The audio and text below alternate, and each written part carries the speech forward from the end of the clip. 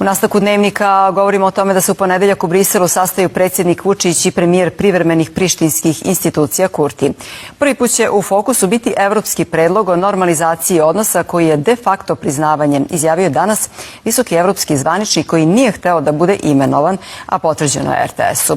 Šef srpske diplomatije kaže da predsjednika očekuje težak dan u ponedeljak i da je Srbija pod velikim pritiscima Zapada.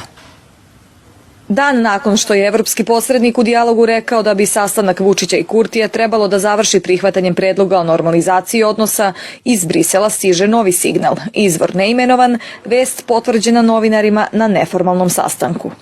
Sastanak Vučića i Kurtija je prvi koji se fokusira na evropski predlog o normalizaciji odnosa koji je de facto priznanje Kosova. Zajednica srpskih opština je deo tog predloga.